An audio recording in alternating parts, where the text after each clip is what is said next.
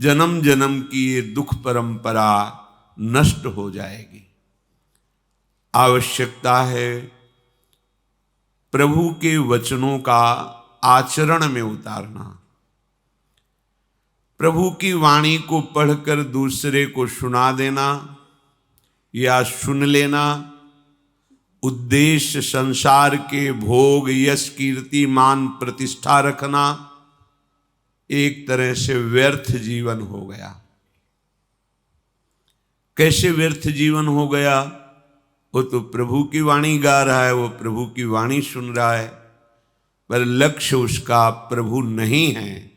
इसलिए जिसके जीवन में भगवत प्राप्ति की प्रबल इच्छा नहीं जागी, उसका सब धर्म, कर्म, ज्ञान, योग सब बेकार चला गया।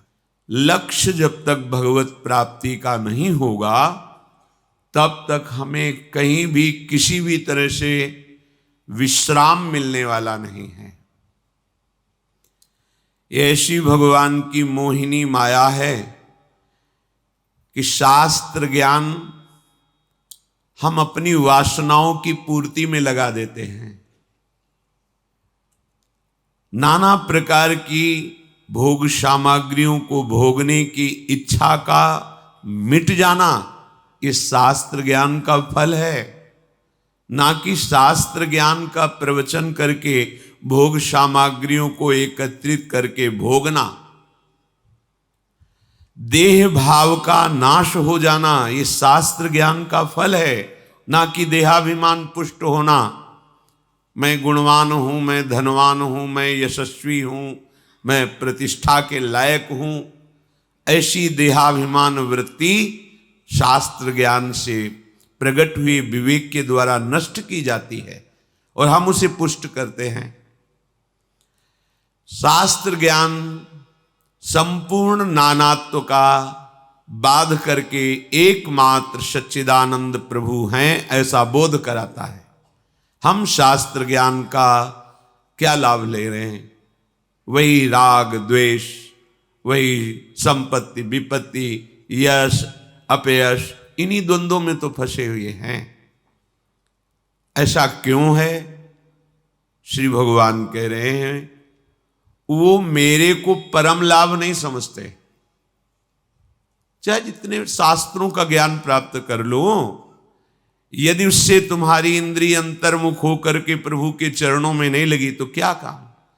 शास्त्र ज्ञान का फल है हमारी इंद्रियां विषयों से हटकर प्रभु के चरणों में लग जाए।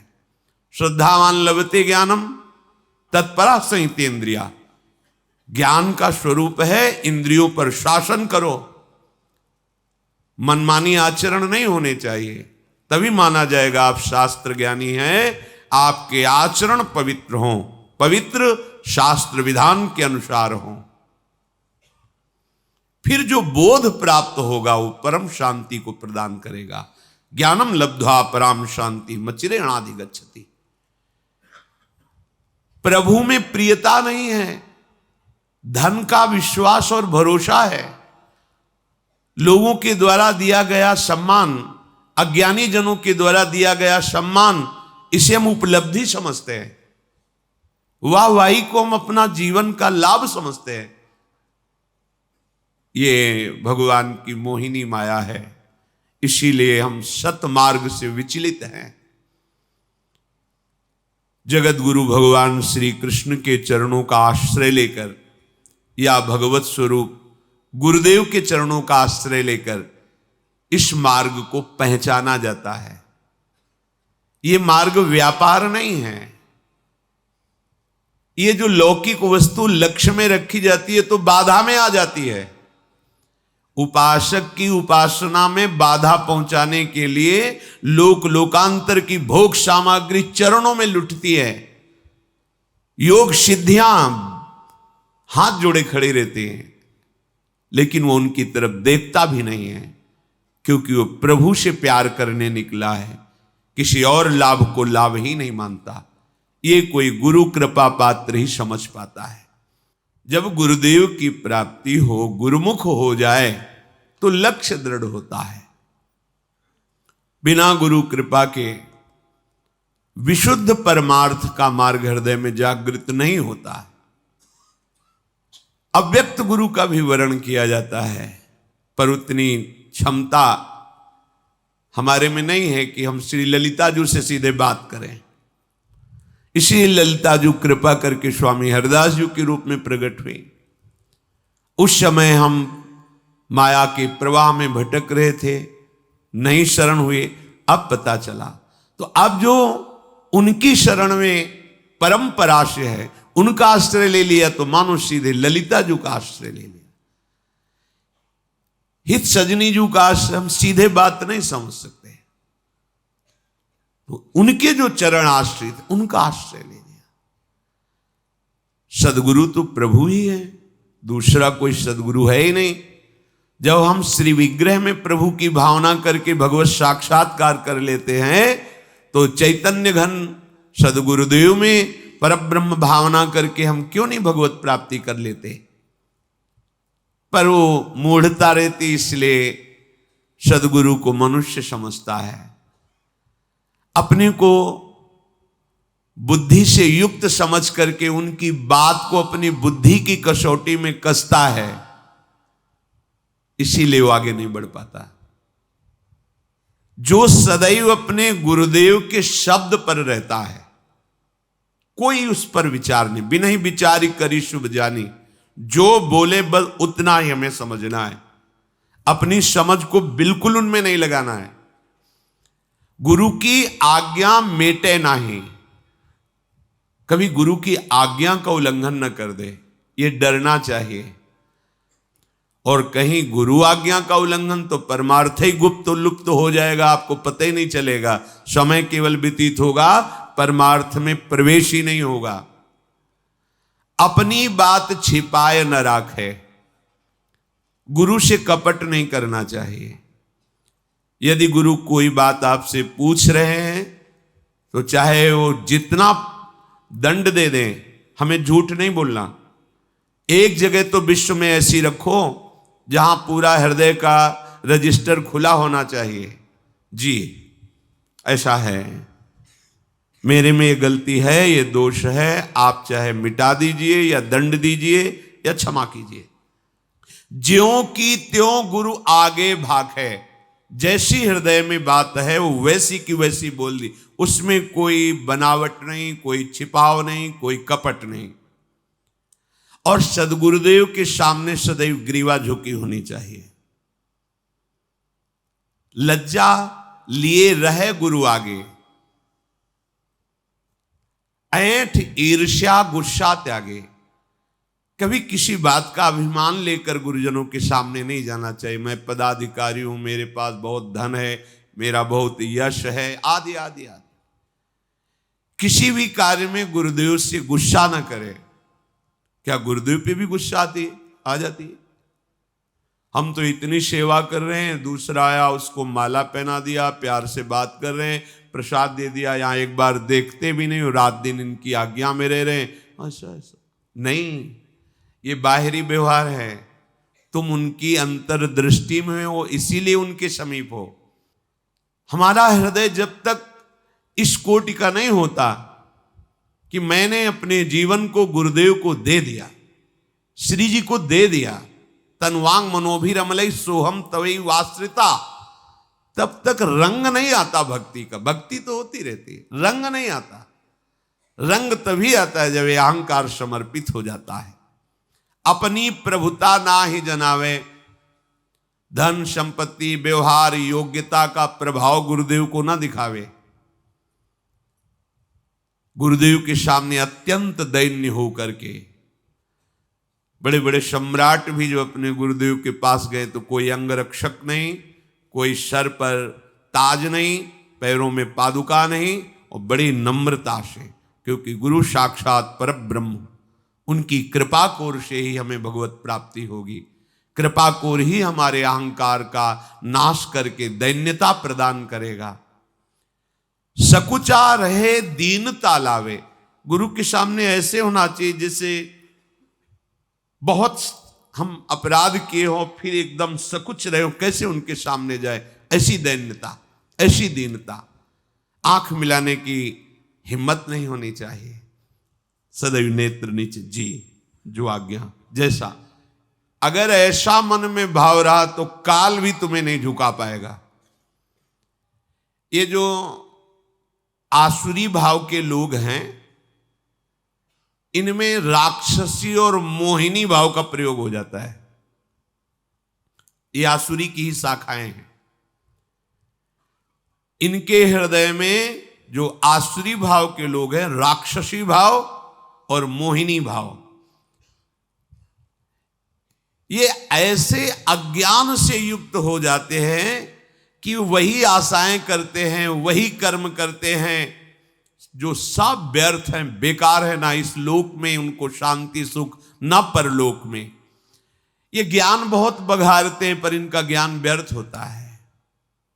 इनकी आशाएं, कर्म, ज्ञान, शुभ कर्म सब व्यर्थ हो जाते हैं। श्री भगवान कह रहे हैं मोघाशा, जिन लोगों को सत्संग की प्राप्ति नहीं हुई, शास्त्रों का स्वाध्याय नहीं किया, तो भगवान से विमुख रहते हैं। कौन भगवान, कैसा भगवान, क्या भगवान। अब इनका एक ही लक्ष्य होता है, केवल भोग भोगना। देख लीजिए, हम पढ़े लिखे, पैसा कमाएं, फिर भोग सामग्री एकत्रित करें, फिर भोगें, फिर मर जाएं, फिर जन्में, फिर वही करें, फिर मर जाएं। इतना ही चक्र है। इसलिए मोघ माने व्यर्थ, मोघ आशा, व्यर्थ आशा। आज इसको भोगा, अब कुछ भी उपाय करके उसको भोगना है। आज ये वस्तु प्राप्त की, कल वो वस्तु प्राप्त करेंगे। यही आशाएं, मोघ आशा। थोड़ा सा भी परमार्थ या सत्य वस्तु का भाव हृदय में नहीं रह जाता। बस कामनाओं की भीड़।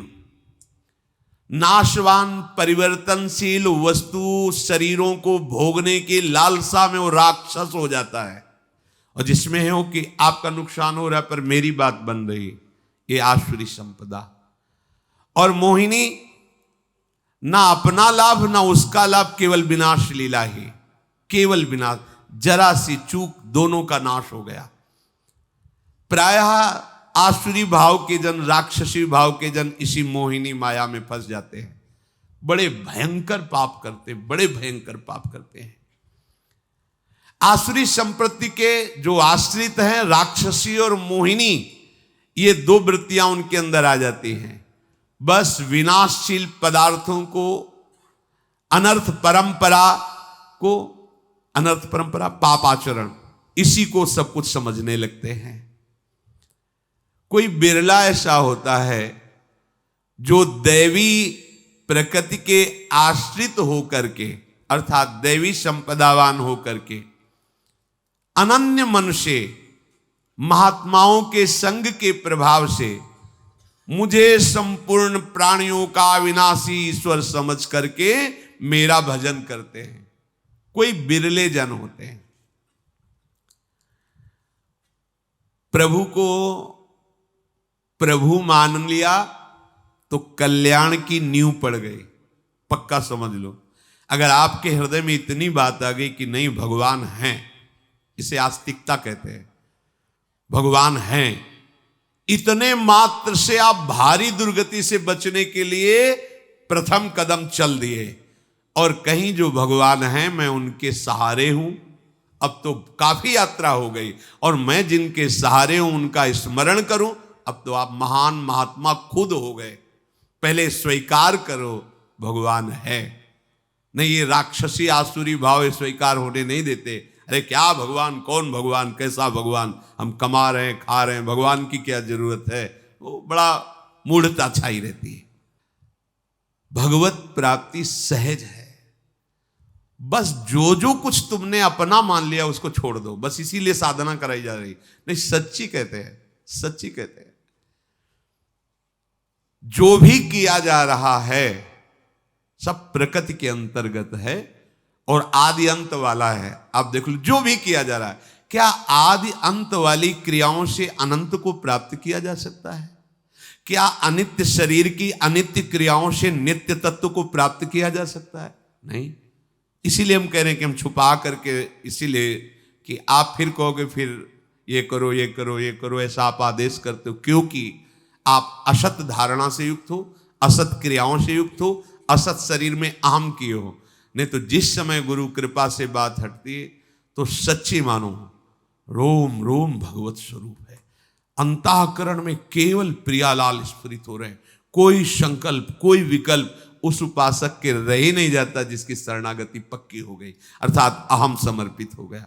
अब वो कुछ ऐसा है कि शब्दों से उसको हम नहीं बता सकते, इसीलिए लगता है कि अगर कहीं हम उसको बताने की कोशिश की तो ये लोग प्रमाद न कर लें कि भाई कुछ करने से होता। अगर आप अभी कुछ नहीं करोगे तो असाधन करने लगोगे, पाप आचरण करने लगोगे, क्योंकि आपके मन की सामर्थ्य नहीं है कि वो बिना किए रुक जाए।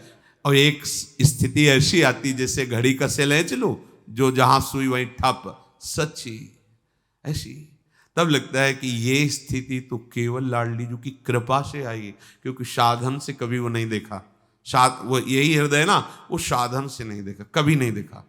वो प्रयास था, लेकिन जब वस्तु आई तो हमारे प्रयास से नहीं समझ में आई, कृपा से समझ में आई। इसलिए स्पष्ट कहते हैं किसी क्रिया से भगवत प्राप्ति नहीं है, क्रियाओं के संबंध त्याग से भगवत प्राप्ति है। पक्की बात। पर यह गूढ़ विषय है, इसलिए प्रमाद मत करना। जो कर रहे हो वही आपको क्रिया त्याग की स्थिति में ले जाएगा। पर स्थिति यह है भाई जी महाराज, आप जो बुलवा रहे हो बोल रहा हूं, जो करवा रहे हो कर रहा हूं, मैं देख रहा हूं कि मैं हूं नहीं, आप ही आप। सच्ची ऐसा ही है, ऐसा ही है। कोई भी त्रिभुवन में ऐसा असाधन नहीं जो भगवत प्राप्ति ना होने दे, और कोई भी त्रिभुवन में ऐसा साधन नहीं जो भगवत प्राप्ति करा सके। ये पहली है, ये पहली है। यदि आपने अपने आप को छोड़ दिया प्रभु के हवाले, छोड़ नहीं पाते। ये जो श्री भगवान के वचन है, भजन्ते अनन्य मनुष्यो, इसका गूढ़ बात हम आपको बता रहे हैं। अपने को पूरा का पूरा प्रभु के हवाले छोड़ देना बड़ा मुश्किल, नहीं छोड़ पाओगे। देखो ना कहां छोड़ पा रहे हो। अब इसी में अभी कह देंगे तो तुम बैठ जाओगे कि न खाना है न पी। हमने कब कहा नहीं खाना? अपने को प्रभु के हवाले कर दो। आज से हमारे शरीर, हमारे मन, हमारे वचन, हमारी चेष्टा और मैं, इसके अधिकारी केवल प्रियाजू हैं। अब जैसा चाहो लाडली, वैसा हम देखेंगे, कहीं भी मैं नहीं हूं। अभ्यास करो इसका, क्योंकि अभी अभ्यास है मैं हूं, इसका अभ्यास करो। ये लाडली जू ने, ये लाडली जू ने करा, ये लाडली जू ने बोला, ये लाडली जू की इच्छा, ये लाडली जू के। तो आप कह सकते हो फिर पापाचरण। इस वृत्ति में पापाचरण होते ही नहीं, क्योंकि पापाचरण होते अहंकार वृत्ति में, देहाभिमान में। ये तो भगवत भाव है, इसमें पापाचरण कहां हो सकते हैं?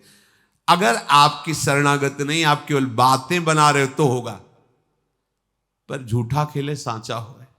आ जाओ इस बात, काहे को भार लिए हुए। प्रभु भी गीता जी में आपको इशारे से बता रहे हैं, तुम्हारा केवल एक काम है, अनन्यस चिंतयन्तो माम, बस। और अनन्य चिंतन माला को नहीं कहते, ध्यान रखना। यही अनन्य चिंतन हम किन के हैं, बस इतनी बात बैठ जाएगी तो भजन अपने आप। अब कुछ बातें कह रहे हैं कि हम कहना चाहते पर हमारे पास शब्द नहीं है, ये श्वास हम नहीं ले रहे हैं, ऐसे ही भजन हो रहा है पक्का। ये पलक हम जैसे नहीं झपक, ऐसे ही भजन हो रहा है। ऐसी दिव्यता आ रही है, दिव्य भाव पद का, दिव्य चिंतन पद कहीं नहीं, बिल्कुल नहीं है। कोई करता नहीं है, कहीं नहीं है।